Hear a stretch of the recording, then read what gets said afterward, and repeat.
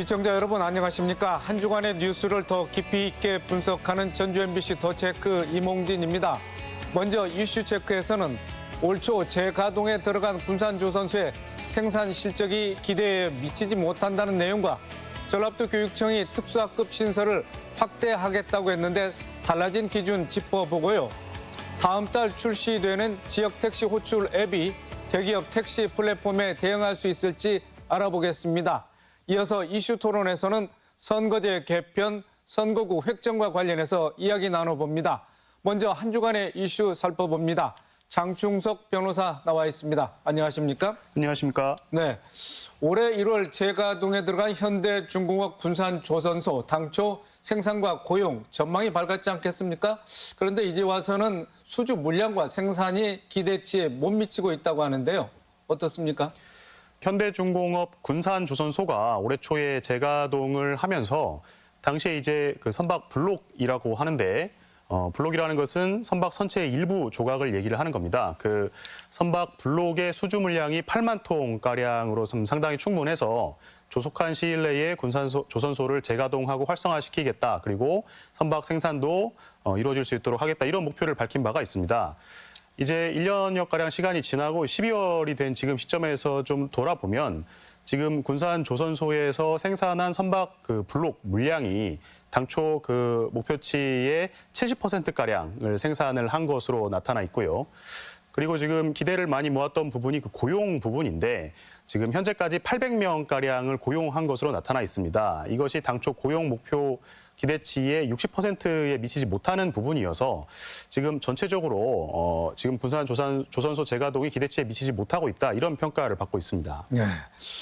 자, 말씀하신 것처럼 재가동 초기에는 수주 물량이 여유가 있다. 정상화한 다음에는 선박 건조가 가능하겠다. 이렇게 공언을 했었는데 자, 이처럼 기대에 못 미치는 이유 어디에 있습니까? 지금 조선소 측에서 이 조선소 재가동에 대해서 좀 적극적인 의지를 보이지 않고 있는 거 아니냐 이런 의견들이 나오고 있거든요. 현재 전라북도라든지 군산시에서 조선소 측에 상당히 많은 그 예산을 보조금으로 지급을 하고 있습니다. 예를 들어서 지금 인건비라든지 교육비 같은 부분에 있어서 올해만 해도 30억 원 이상의 보조금이 지급이 됐고요. 그리고 지금 조선소에서 생산하는 그 선박 블록에 대해서도 이렇게 운송을 하는데 운송비가 많이 들어가는데 이 운송비도 올해만 해도 100억 원 이상의 보조금이 지원이 된 상황입니다. 그런데 이제 기업 측에서 부담하는 부분은 지자체가 부담한 예산에 비해서 아주 현저히 적은 그런 상황이거든요. 그러다 보니까는 얼마 전에 그 군산시의회 행정사무감사에서도 언급됐던 내용인데 그 조선소 측에서 이 조선소를 재가동해서 좀 활성화시키려는 적극적인 의지를 가지고 있다기보다는 지나치게 좀 현상 유지에 급급하고 있는 거 아니냐 이런 지적이 나오기도 했었습니다. 네, 말씀하신 것처럼 군산시 의회가 행정사무감사를 벌인 결과 지방세 납부 실적도 초라하다 이런 지적이 나왔습니다. 그러니까 지금 군산조선소에 본사가 있고요. 그리고 네. 또 지역에 협력업체가 17개사가 있습니다. 그 행정사무감사 때 밝혀진 바로는 지금 이들 업체가 납부한 지방세 총액이 약 21억 원가량인 것으로 지금 언급이 됐는데요. 그러니까 지금 군산조선소가 재가동할 당시에 전북연구원에서 약 2,500억 원가량의 경제 효과가 발생할 것으로 예상이 된다. 이런 분석치를 내놓기도 했었고요. 그리고 지금 지방자치단체에서 1년에 지급하는 보조금이 150억 원 이상이 되는 그런 상황인데 실질적으로 경제 효과 중에서 직접적으로 우리가 눈으로 확인할 수 있는 부분이 이제 세수 증대 부분인데 이제 너무나 적다라는 것이죠. 물론 이제 군산조선소가 재가동을 한 지가 아직 1년이 되지 않은 그런 시점이기는 합니다만은 어떤 이런 세수 증대라든지 경제 효과적인 측면에서 당초 기대했던 부분에는 미치지 못하는 어떤 그런 것으로 보이고 있습니다. 네, 전라북도와 군산시가 군산조선소에 대해서 3년간 매년 150억 원의 보조금을 지원하기로 했다는데 자, 사내 복지 비용 성격인 직원 통근비까지 지급을 해야 되느냐 하는 이런 좀 주위에서 이해할 수 없는 이런 부분도 있습니다. 자, 어떤 내용입니까? 예, 말씀하신 대로 그러니까 군산조선소의 직원들이 출퇴근할 때 사용하는 비용, 통근 비용, 버스 비용 이런 부분들뿐만 아니고 기숙사를 사용하는 이런 비용까지 이제 그 지방자치단체에서 예산으로 보조금으로 지급을 하고 있는 그런 상황인데요. 이런 비용들은 이제 회사가 직원 복지 차원에서 지급하는 일종의 사내 복지 비용인데 이런 복지 비용까지 지방자치단체 예산으로 부담하는 것이 부적절하다 이런 언급들이 있는 상황이고요. 실제로 지금 예산으로 지급하는 보조금이 회사 측에서 지원하는 금액의 2배 이상 되는 그런 상황으로 알려져 있는데 이렇게 특정 기업의 예산을 좀 과도하게 지원한다라는 어떤 그런 지적, 문제점 제기도 있는 그런 상황입니다. 네, 거액의 보조금을 받고도 제 역할을 하지 못하고 있는 군산조선소가 자 정상화의 길을 가기 위해서는 어떤 대책이 마련돼야 될까요? 일단 지금 지자체에서 상당히 많은 예산을 매년 지원을 하고 있는 그런 상황인데 이 지원 예산이 좀 효율적으로 잘 사용되고 있는지에 대한 의구심도 있는 상황이거든요. 그렇기 때문에 지원 기준이라던가 이렇게 좀 모호한 부분들을 개선할 필요성이 있을 것으로 생각이 되고요. 그리고 지금 현재 군산조선소에서 그 선박 블록만 생산을 하고 있고 선박 생산을 하지 못하고 있습니다. 그 당초 약속했던 대로 좀 생산 물량을 충분히 확보를 하고 궁극적으로는 이 선박 생산이 조속히 이루어질 수 있도록 좀 이런 후속 조치에 대해서 적극적으로 대책을 촉구하는 이런 그 조치들이 필요할 것으로 생각이 됩니다. 네. 자, 다음 이슈입니다. 전라도 교육청이 내년 유초중고 특수학급을 66개 신설하거나 증설하겠다고 하는데요. 자, 그 배경을 좀 설명을 해 주시죠.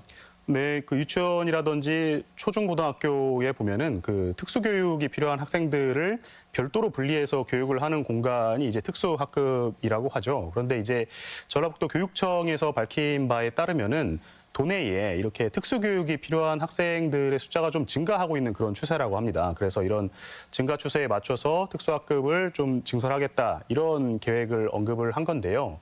지금 일선 학교 현장에서 특수학급이 부족하다 이런 문제 제기나 민원들이 좀 지속적으로 있어 왔던 상황이기 때문에 여기에 대응해서 특수학급도 증설을 하고 관련된 특수교사도 좀 충원을 하겠다라는 그런 계획을 밝히고 있습니다. 네, 특수교육법에는 특수학교 설치 기준이 지금 어떻게 제시돼 있습니까? 네, 현재 그 장애인 특수교육법에 관련 규정이 있는데 그 특수교육 대상 학생이 1명 이상이면 특수학급을 신설하도록 돼 있습니다. 그리고 6명이 넘게 되면 특수학급을 2개를 두도록 그 규정을 하고 있는데요. 그런데 이제 거기에 더해서 그 순회교육이라고 해가지고 학교의 상주에서 특수교육을 담당하는 교사가 있는 경우뿐만 아니라 여러 학교를 돌아다니면서 이렇게 특수교육을 할 수 있는 전문가가 있는 경우에는 그 특수학급 신설에 대한 기준을 완화할 수 있는 그런 규정을 같이 두고 있기 때문에 실질적으로는 그 특수교육법에 정해진 숫자를 충족을 하더라도 즉각적인 어떤 그 특수학급의 신설이나 증설은 이루어지지 못하고 있는 그런 상황입니다. 네. 자, 그런데 일부 지역교육청에서는 더 엄격한 내부 지침을 마련하고 그동안 특수학교 신설에 좀 미온적인 태도를 보여왔다. 뭐 이런 지적이 있었던 게 뭐 사실 아니겠습니까? 그렇습니다. 지금 그 전라북도 교육청 같은 경우에도 특수교육 대상 학생이 3명 이상인 경우에 그리고 이 학생 숫자가 3년 이상 유지 가능할 것을 전제로 이제 특수학급을 신설하도록 하는 내부 지침을 두고 있었습니다. 그러니까 특수교육법에서는 이제 특수교육 대상 학생이 1명 이상이면 특수학급을 신설할 수 있도록 되어 있는데 기준이 훨씬 높은 거죠. 이런 상황이 전라북도 교육청만 그랬던 것은 아니고 여러 지자체 교육청에서도 비슷한 규정들을 두고 있는 경우가 많았는데요. 이제 이런 부분들이 특수교육에 대해서 교육청이 지나치게 소극적인 어떤 태도를 보인다라는 어떤 문제 제기, 민원 제기들이 많다 보니까 최근에 관련 조항은 삭제를 한 상황이고요. 현재는 특수교육 대상 학생이 1명 이상이면 특수학급을 신설할 수 있는 그런 상황입니다. 자, 그런데 또 교육부나 교육청이 지침을 시달한다 하더라도 해당 학교 교장이 특수학교 설치를 반대하면 특별히 뭐 제재할 수 있는 그런 권한이 없다고 그러는데 뭐 어떻습니까? 네, 지금 그 학교장이 교육 현장에서 여러 가지 실무적인 이유를 들어서 뭐 공간이 부족하다던가 교사 충원이 어렵다던가 뭐 학생 증감 변동이 빠르다던가 이런 여러 가지 이유를 들어서 그 특수학급 신설 증설을 좀 반대하는 사례들이 있는 것으로 나타나 있는데요. 교육부에서도 관련 법률에 특별히 이런 부분들을 제재할 수 있는 근거 규정이 없다라는 입장을 보이고 있습니다. 물론 이제 이 특수학급에 관련된 문제가 일선 학교의 문제이기도 하지만은 사실은 특수학급 증설 뭐 이런 부분들은 어느 정도 정책적인 측면이 있는 상황이기 때문에 교육부라던가 교육청 이런 그 상급 기관들에서 좀 정책적으로 적극적인 의지를 가지고 접근해야 될 문제일 것이라는 그런 지적도 있습니다.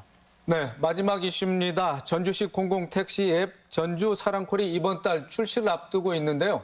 어떤 방식의 택시 앱입니까? 요즘 택시 앱이 많이 인기를 끌고 있습니다. 대부분 분들이 이제 특정 대기업의 택시 앱을 사용을 하시는 그런 상황일 텐데요. 전주시에서 지역에서 사용할 수 있는 그런 택시 앱을 개발을 해가지고 최근에 출시를 앞두고 있는 것이 전주 사랑콜입니다. 지금 전주 지역의 어떤 개인 택시라든지 법인 택시들이 가입을 할 수 있고요. 지금 현재 테스트 중인데 이달 중으로 이제 출시를 할 수 있도록 개발할 예정이라고 합니다. 네, 전주시가 택시 조합과 함께 플랫폼을 개발해 왔다고 하는데, 자, 전주 사랑콜이 나온 배경 어떻게 분석되고 있습니까? 요즘 플랫폼 사업이라고 하는데요. 이런 플랫폼 사업, 플랫폼 앱이 많이 발달하고 있는 그런 상황입니다. 뭐 배달 앱이라던가 택시 앱 같은 것들이 대표적인데 지금 소비자들 입장에서는 많이 편리한 측면도 있지만은 또 일부 대기업들이 이런 특정 서비스를 독점하는 그런 문제점들도 있거든요. 택시 앱 같은 경우에는 이 택시 앱 가맹 계약을 체결한 택시 기사분들 같은 경우에는 좀 이 수수료 부담이 너무 크다 이렇게 호소를 하는 경우도 있고 이 앱에 가맹 계약을 체결하지 않은 택시 기사들 같은 경우에는 손님이 줄어서 경영상 좀 어려움을 겪게 되는 이런 문제점도 있는데 그러다 보니까는 이 택시 기사 업계에서 먼저 이제 전주시 측에다가 지속적으로 지역형 앱을 좀 개발해달라 이런 요구를 해왔다고 하고요. 전주시에서 이 요구를 받아들여서 이제 지역 택시 업계와 협력을 해가지고 개발한 앱이 이제 전주 사랑콜입니다. 네. 자, 도내 택시 운전자들의 반응은 어떠한지, 그리고 또 대기업 택시 플랫폼의 독과점 문제도 논란이 되어 있지 않겠습니까? 어느 정도 대응이 가능할지 좀 궁금합니다.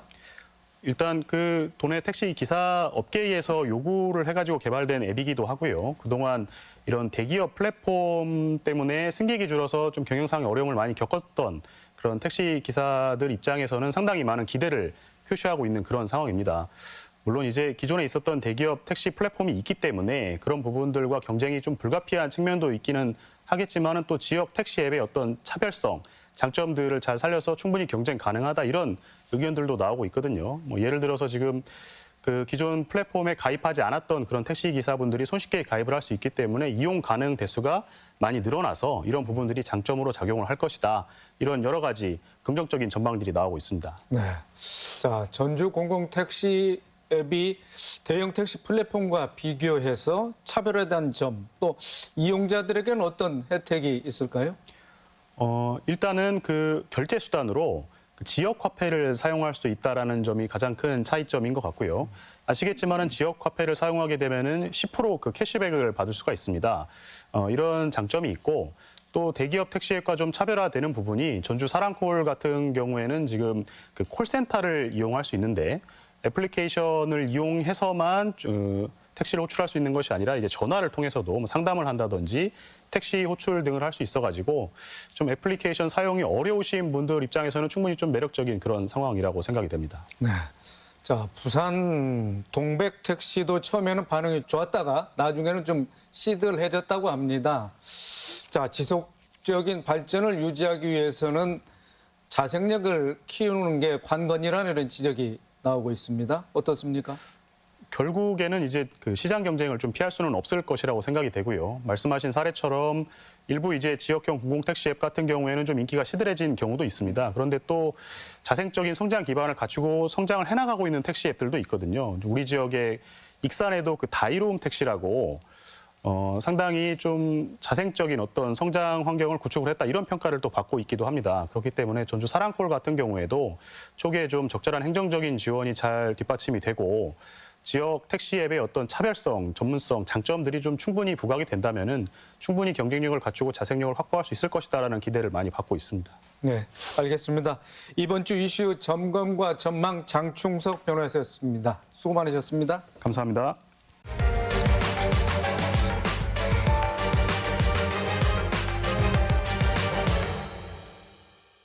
이슈 토론입니다. 국회의원 선거구 획정위원회가 지난 5일 선거구 획정안을 국회에 제출했는데요.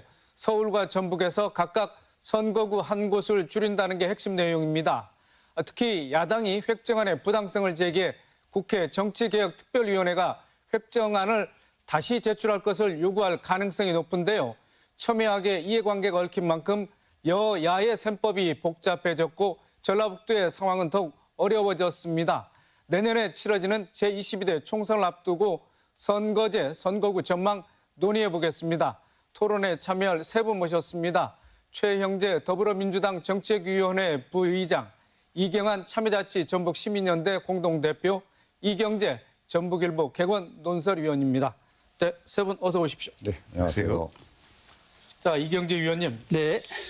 자, 내년 4월 10일 22대 총선을 앞두고 지난 5일 국회의원 선거구 획정위원회가 선거구 획정안을 국회에 제출했습니다.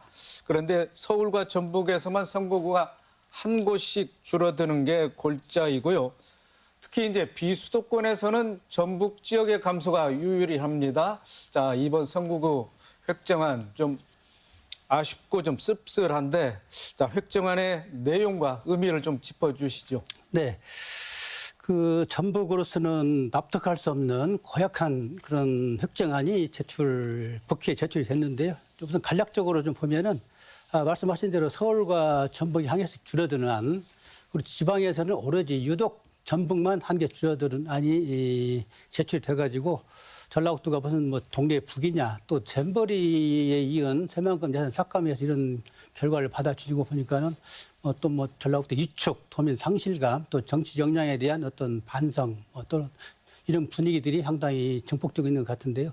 일단 개괄적 내용을 좀 보면은 인구 하한선을 13만 6,600명을 이번에 정했거든요. 그래서 이게 미달되는 그런 선거구가 전라북도 같은 경우는 세 군데가 있었지만은 익산 같은 경우는 분할 경계 조정으로 이렇게 컴프레스가 되고, 문제는 김제부안 그리고 남한 임시 순창 지역인데 이걸 다 흐트려 버려 가지고 어떻게 획정을 했냐면은 김제 완수 임실로 묶고, 또 정읍 고창 순창 부안으로 묶고, 또 남원 진안 무주 장수로 묶었습니다. 그래서 11개 시군을 이 세 가지로 좀 묶으면서 혼란이 와 있고, 특히 기준과 원칙이라고 한다면은 어떤 역사 지리적 동질성이랄지 교통 생활권역의 어떤 동질성 이런 것들이 감안이 돼야 되는데 그런 것들이 전혀 반영이 안 된, 그야말로 인구를 가지고 잣대로 이렇게 그은 그런 획일적인 안이 돼가지고 납득할 수 없는 아주 고약한 결과라 이렇게 보고 있고요.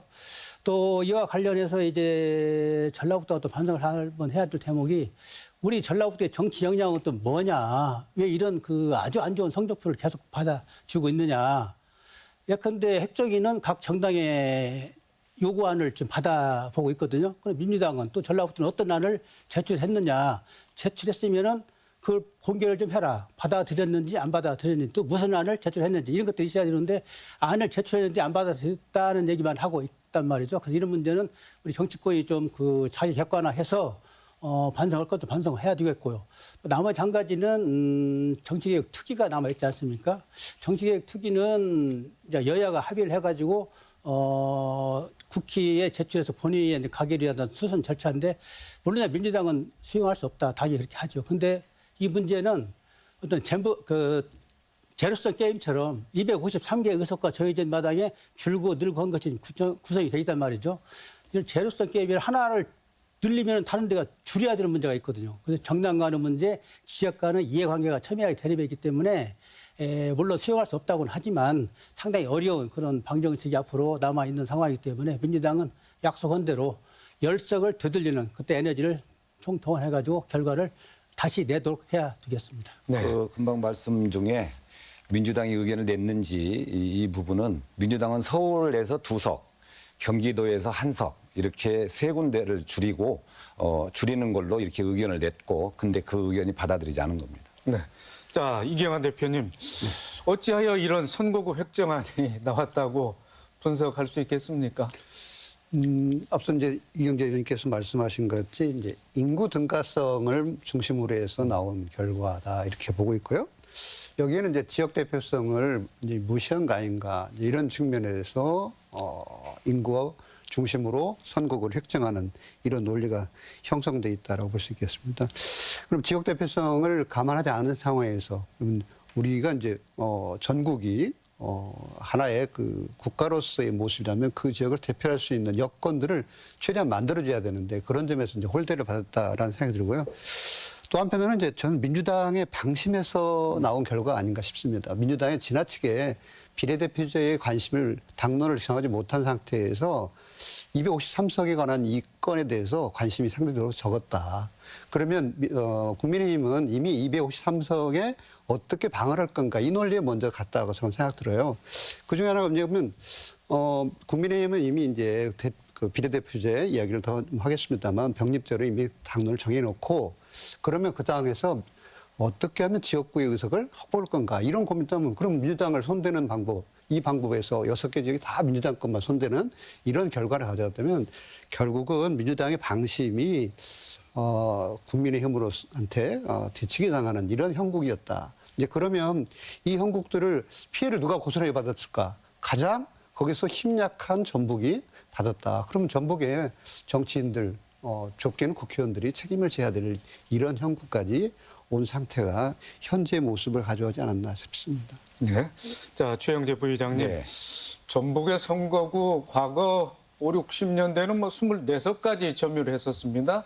14대 국회의원 선거 때는 14석이었고요. 네. 그런데 차츰 줄어들어서 이제 10석에서 또 한 자리 수까지 줄어드는 거 아니냐 이런 우려와 반발이 나올 수밖에 없습니다. 자, 어떻게 보고 계십니까? 이번 선거구 획정안은 여당에만 유리하고 지역 소멸을 부추기는 아주 게리맨데링 그 괴물 선거구 획정안입니다.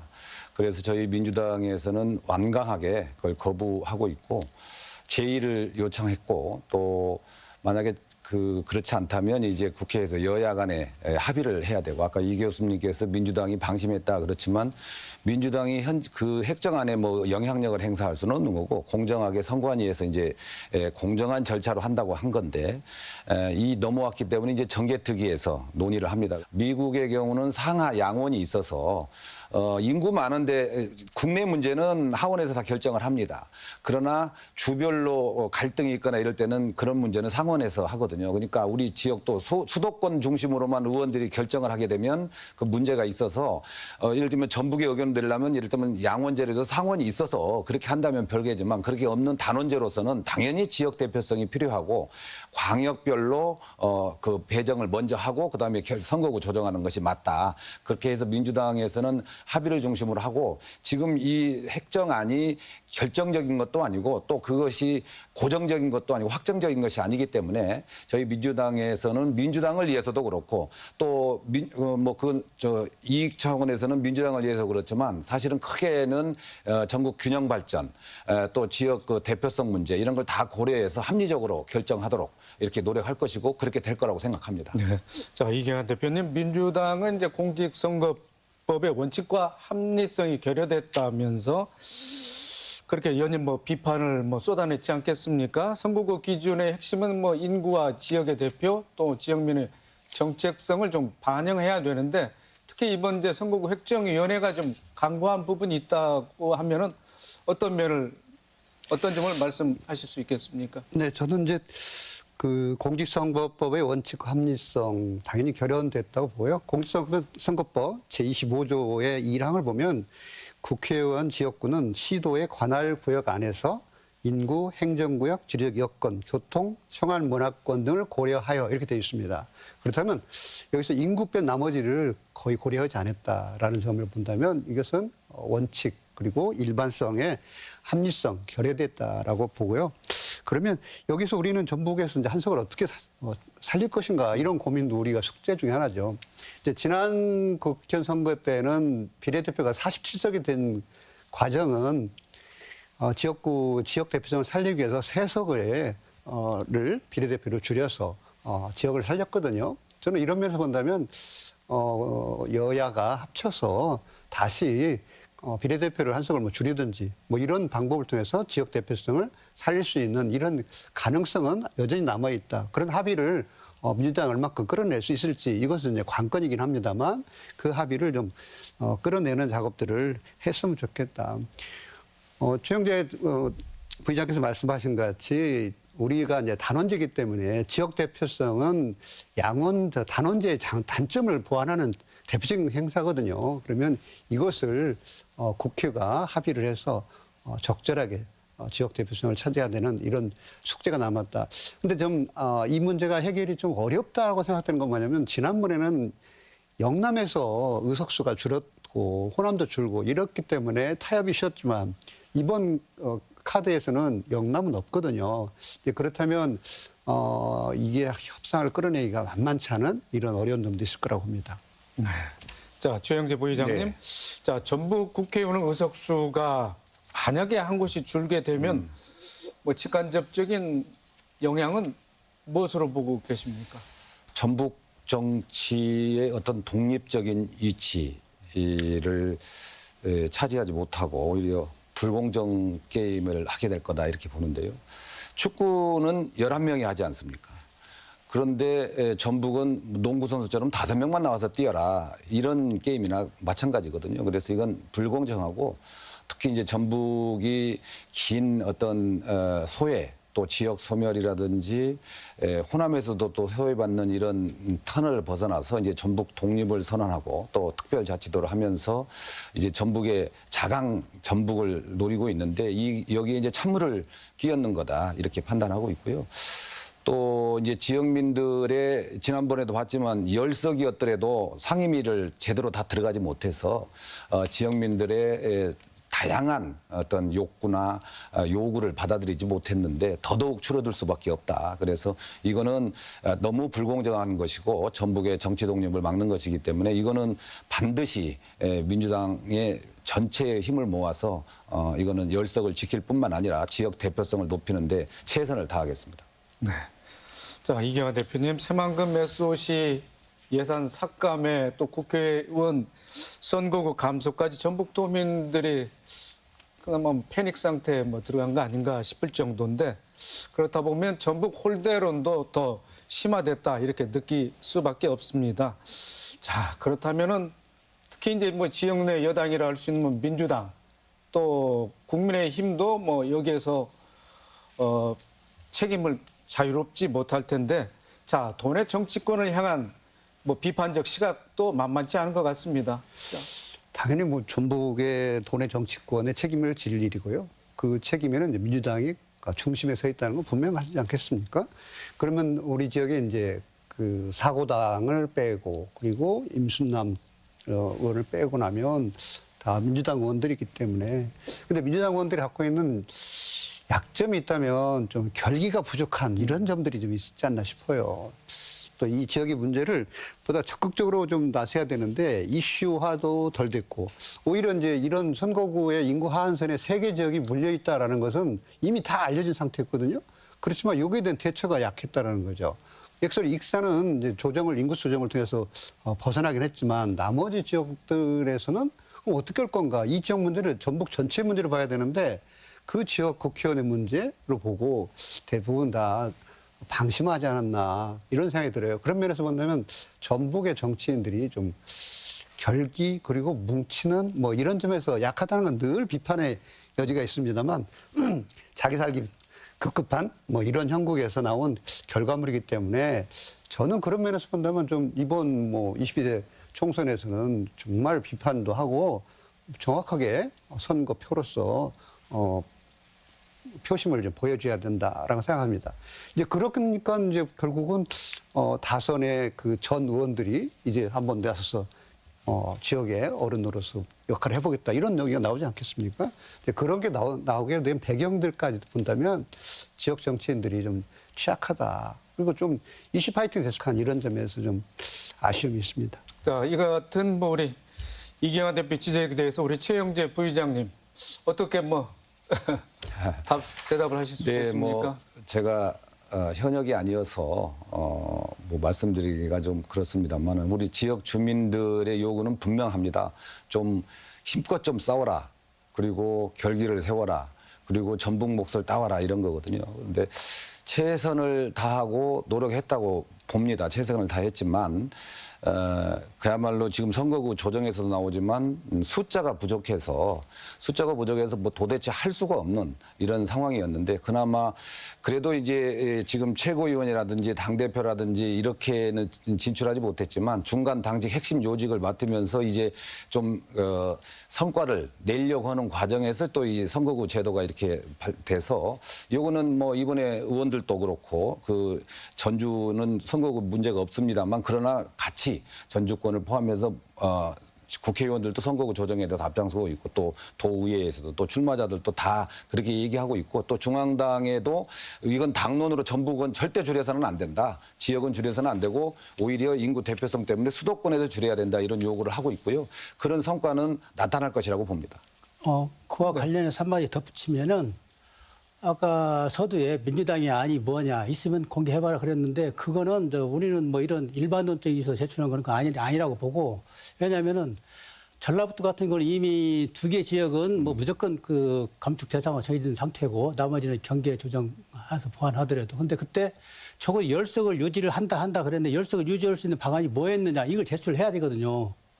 그 안을 나는 얘기한 거죠. 그 안에 논의만 있었지 없었어. 왜? 설마 10석 무너지겠냐. 그 내 지역은 아니겠지. 이 방심이거든. 아니란 대형.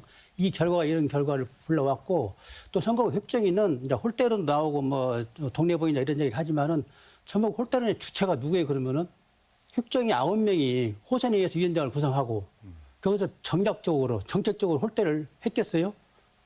그에 사전 대응하는 것이 누가 해야 돼요? 정치권이 해야 되는 거고요. 그래서 우리는 10석을 유지한다고 그렇게 설정이 되면은 10석은 유지할 수 있는 카드를 플랜 A, 플랜 B를 만들어냈어야 되거든요. 예컨대 군산 김제 부안 같은 경우는 새만금을 관할 부역을 하는 공통점이 있거든요. 앞으로 미래에도 새만금을 주축해서 같이 가야 될 문제가 있고 또 특별시 문제가 나와 있잖아요. 현재 관할권 소송으로 대법원까지가 있습니다. 이런 점 하나 묶어줘야 돼요. 정부 차원에서도 그렇고 지역 차원에서도. 그래서 군산, 김제, 후안을 군산, 갑, 군산 을로 나누면 김제, 후안 쪽가 하나 없어지는 것이 해소가 된단 말이죠. 이런 카드를 제출했냐 과연 없단 말이에요.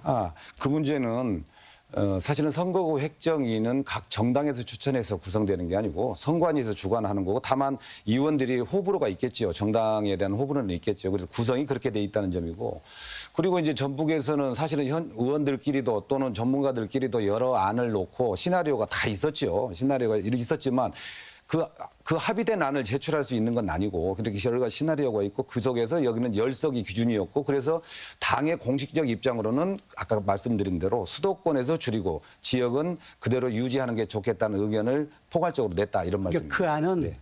획정위가 받아볼 때는 아무런 안도 아니라는 거죠. 왜냐하면 획정위는 작년 10월부터 구성이 되고 활동을 하고 있는데 그 안에 우리 전라북도는 이것이다. 감축 대상 지역이 많이 있기 때문에 안을 한 번이라도 제시했냐. 그거는 이제 정개특위에서 할 일이죠. 우리 지역 내에서도 그런 논란이 없다는 거죠. 이경재 위원님, 그럼 제가 또 질문을 드리겠습니다. 자, 선거구 획정안은 앞으로 정치개혁특별위원회에서 이제 논의를 하게 되지요.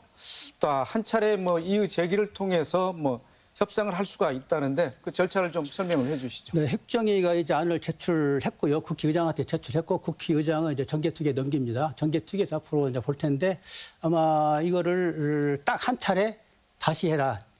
재제출을 해라. 요거 딱 한 차례 있는데 그때 아마 민주당에서는 제동을 걸 테고 또 국민의힘은 뭐 적당히 잘 됐다 환영은 좀 길으니까 민주당은 받을 수 없다 하는 입장이기 때문에 민주당이 과연 어떤 명분을 달고 할 것인지 아까 이야기하신 것처럼 이건 국민의힘의 어떤 유리한 카드다. 민주당이 절대로 불리하다. 다시 조정하라 이제 할 텐데 어떻게 다시 조정을 하라. 이 문제가 이제 치열한 논쟁을 거칠 거예요. 아까 말씀드린 것처럼 253개 의석수를 놓고 하기 때문에 전라북도에서 한 석 살아내려면 어딘가 줄여야 된단 말이죠.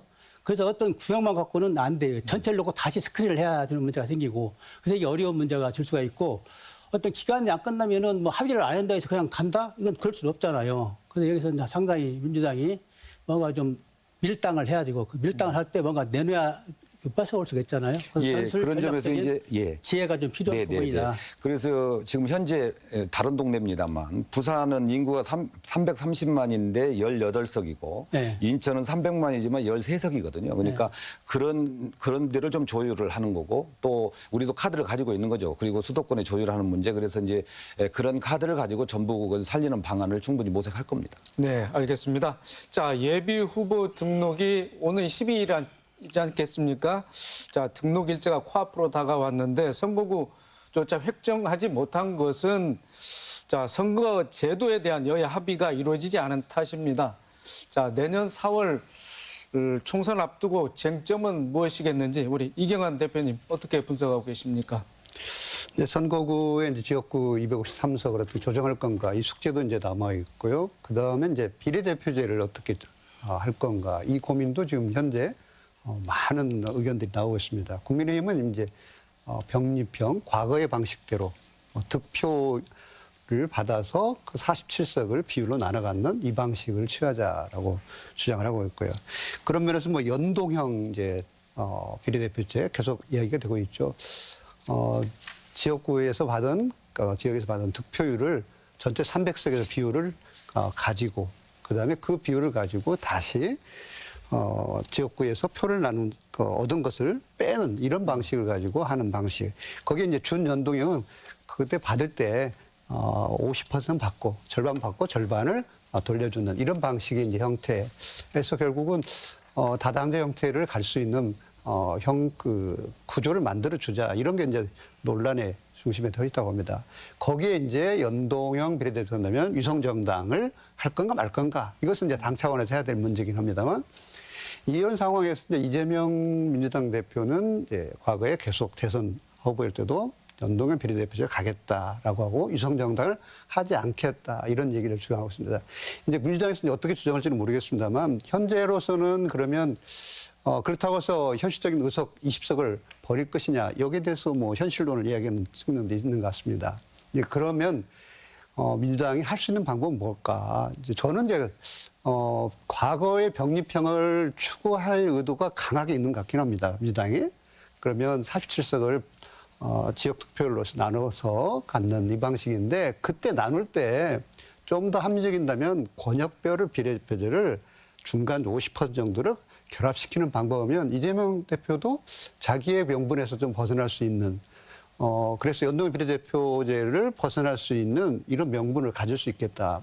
그렇지 않으면 이재명 대표는 다음 대선 총선 이후에 대표성, 정체성 이런 문제에서 굉장히 힘들 거라고 봐요. 이제 그러면 민주당이 받을 수 있는 현재적 방식 어떻게 할 건가? 실리와 그리고 명분을 얻을 방법. 뭐 병립형을 가서 절반을 권역별 비례대표로 넘기는 방법. 그때 이제 우리 같이 지역의 대표성이 약함을 받은 지역들을 보완해 주겠다. 더 좀 우선적으로 고려하겠다. 이런 것들은 또 합의가 일부 있을 수 있지 않겠나 싶습니다. 왜냐하면 그럴 때 이제 국민의힘과 합의제를 국민의힘하고 합의를 끌어내기가 좀 더 쉬운 방식이 아닌가 싶습니다. 이런 논쟁들이 있을 거라고 봅니다. 최영재 부의장님. 네. 자, 이재명 대표가 또 얼마 전엔 병립형 비례대표제가 뭐 현실적이다 이런 취지의 발언을 했습니다. 뭐 당내에 좀 논란이 일고 있는데 좀 어떻게 정리되고 있습니까? 사실은 지금 이재명 대표가 되게 고독하고 외로울 거다 이렇게 생각합니다. 당 내에서도 또 외부에서도 또 특히 소수 정당에서도 지금 현 기존 제도를 유지하라고 요구하고 있고요. 그런데 다시 돌이켜보면 우리 국민들은 지금 윤석열 정부를 빨리 끌어내려라. 또 윤석열 정부를 제대로 견제해라. 이게 큰 요구거든요. 그래서 그런 현실과 또 이런 약속 속에서 어떻게 해야 될지 진짜 고민이 되게 많은 것 같은데 저는 일단 지금 첫째는 절실한 과제가 지금 뭔가 이거는 윤석열 정부를 견제하라는 겁니다. 지금 법이 있어도 시행령으로만 자기 마음대로 하고 인사도 마음대로 뭐든지 마음대로 하고 특히 민생 문제에 있어서는 뭐 거들떠보지도 않고 노란봉투법이든 방송법이든 뭐 다 거부권을 행사하고 있는 상황이어서 의회까지 내줘버리면 과연 어떻게 될 것인가 정말 상상하기 싫은 문제가 있어도 그런 현실적인 고민이 있다는 점 또 민생 문제에 대해서 말씀드렸듯이 전혀 신경을 쓰지 않고 있다는 점 그리고 이제 선거제도라는 게 다 말씀하시지만 합의제이기 때문에 예를 들면 합의가 안 된다고 그러면 우리 민주당이 다수니까 서울 오고 호남하고 뭐 이런 데면 충청 이런 데면 투표해라 이렇게 할 수도 선거해라 이렇게 결정할 수도 없는 거 아닙니까? 그러니까 합의를 해야 되는데 그들은 이미 그 병립형으로 이렇게 결정하고 있고 만약에 지금으로 간다면 이성정당을 만들겠다 이런 판단이어서 그러나 이제 그런 상황인데 이제 정말 DJ가 말씀하셨다시피 상인적 현실 감각과 뭐 선비의 비판의식을 같이 가져라 그랬는데 비판의식은 받아들이면서 현실적으로 야권이 다수를 차지할 수 있는 것이 어떤 방법인지 또 하나는 소수 정당과 합쳐서라도 된다 우리가 다수가 되면 되는데 그러나 현재 방식으로 할 때 우리 민주당을 찍고자 하는 비례대표도 민주당을 찍고자 하는 그런 유권자들의 어떤 요구나 이해를 또 어떻게 관철시킬 것인지 이런 게 고민이거든요. 그런 점에서 이재명 대표나 현재 지도부에서는 현실적인 고민을 많이 하고 있고 국민들의 요구는 첫째는 윤석열 정부를 견제하고 빨리 조금이라도 임기를 좀 단축시키라 요구하고 있기 때문에 그 점을 좀 중심에 둬야 된다. 그 점을 좀 우리 유권자들, 국민들께서도 좀 이해해 주시면 좋겠다 이런 생각 갖고 있습니다. 자, 이경재 위원님, 그렇다 보면 민주당이 이제 속사정을 좀 들여다봤는데 국민의힘은 어떤 전략으로 나올지 또 앞으로 두 정당 간의 협의가 제대로 진행될 수 있을지 어떻게 예측하고 계십니까? 국민의힘은 만약에 내년 총선에서 과반 의석을 못 한달지 이번처럼 뭐 10석, 아니 100석, 110석 이런 머무른다고 한다면 상당히 공격에 취할 것 같아요. 왜냐하면은 바로 그 레임덕 현상이 들어갈 겁니다. 그러면서 공격에 취하고 그 한 1년 정도 지나면 거의 식물정부가 되지 않을까 이렇게 되고 또 왜냐하면 지금까지 1년 뭐 7, 8개월 지났지만은 윤석열 정부가 한 것이 없어요. 국민한테 손에 쥐어질 만한 내놓을 어떤 성적표가 없거든요. 한 것이라고 한다면은 뭐 과거 정부에 대한 정권에 대한 어떤 비판적인 또는 칼날 들이댄 거, 또는 그 이재명 대표에 대한 뭐 검찰 수사 뭐 그런 것밖에 남는 게 없거든요. 그에 대한 이제 반작용이 따른다는 것이죠. 그래서 국민의힘은 아마 최선을 다해서 내년 총선을 그런 드라이브를 걸 수 있는 힘을 축적할 것이고 그러기 위해서 지금까지 윤석열 대표가 대통령이 해오던 그 방향을 좀 바꿔가지고 뭔가 적극적으로 개입해서 지금 하고 있지 않습니까? 우선 강요들 임명한 것부터 나와서 싸우라는 거 아니에요? 그리고 현장 지금 많이 돌아다니고 있고 그런 측면이 동료하고 어떤 보수였던 직결 응집 박근혜 대표 전 대표도 2번씩이나 찾아가고 당신이 그 수사해가지고 감방에 넣은 사람을 또 집까지 찾아가고 대구까지 찾아가고 그러지 않습니까? 이런 모든 어떤 플랜이 다 내년 총선에 포커스에 맞춰져 있고 그렇기 때문에 국민의힘은 아마 뭐 인사 예산 정책 모든 수단을 방법을 동원해서 다 그때 올인을 할 것 같습니다. 네, 알겠습니다. 최영재 부의장님, 네. 자 선거구 획정 법정 권고 시한이 벌써 7개월이 지났습니다만은 아직도 지금 무중인 예. 그런 상태 아니겠습니까? 자, 선거구 획정이 지연되면서 예비 신인 후보라든가 유권자 모두 불안하고 좀 불만을 표출할 수 표출하고 있는데, 자, 그에 따라서 뭐 선거 운동이라든지 뭐 이렇게 유권자 접촉하는데도 좀 어려움이 많겠습니다. 네. 사실은 지역 주민과 밀착하고 지역 주민들이 심판할 수 있도록 또 평가할 수 있도록 좀 만나왔는데 이제 획정이 안 되니까 좀 불안하고 또 하나는 어느 지역의 정책을 충분히 연구했는데 다른 지역으로 돼버리면 그 지역 주민들의 요구나 이런 것이 또 달라질 수도 있고 이런 어려움이 있어서 지금 이 관행처럼 자꾸 1년 전에 결정해야 된다 해놓고도 자꾸 늦어지고 있는데 이거는 선거구 획정 문제든 또 이런 걸 빨리 결정을 해서 신인들도 자유스럽게 또 그리고 그 지역의 정책을 충분히 천착해서 고민해서 그 현실의 그 지역 주민의 이해와 요구를 받아서 정책을 마련할 수 있도록 빨리 결정을 해야 된다 이렇게 생각하고 민주당은 지금 우리 지역 대표성 살리면서 시급하게 좀 결정해달라 이렇게 요구하고 있고 그렇게 뛰고 있습니다. 네, 알겠습니다. 자, 토론을 마쳐야 될 시간이 된 것 같습니다. 자, 선거구 획정안 국회 정개특위에서 논의가 될 텐데 민주당은 협상을 통해서 바로잡겠다라고 했습니다. 자, 전북 선거구 획정 앞으로 어떻게 전망하고 있는지 그 곁들여서 마무리 발언 듣고 이 시간 마치도록 하겠습니다. 먼저 이경재 위원님. 네, 전라북도의 상실감이 상당히 큰 한 해였습니다. 마지막 선거구 획정까지 더해져가지고 도민 이축들이 상당히 크게 보여지고 있는데요. 민주당 정개특위에서 앞으로 그 정치개혁특위에서 민주당이 수용할 수 없다는 입장만 밝힐 것이 아니고 명제가 중요한 게 아니고 명제를 실현시킬 방법론이 중요합니다. 그래서 열석을 유지할 수 있는 방법론을 다양하게 카드를 적어도 뭐 2-3개 정도 만들어가지고 실현시켜야 되겠고요. 제한의 시절에 22석, 3대에서 6대까지는 24석까지 국회의석이 있었거든요. 9석으로 된다는 건 이건 이해가 안 되고 도저히 아마 우리 도민들도 이해가 안 될 겁니다. 이런 현 상황을 인식해가지고 민주당이 열석을 유지하는데 총력을 기울여야 될 것 같습니다. 네, 이어서 이경환 대표님. 네. 민주당은 뭐 전북의 열석을 꼭 지켜내주길 바라겠습니다.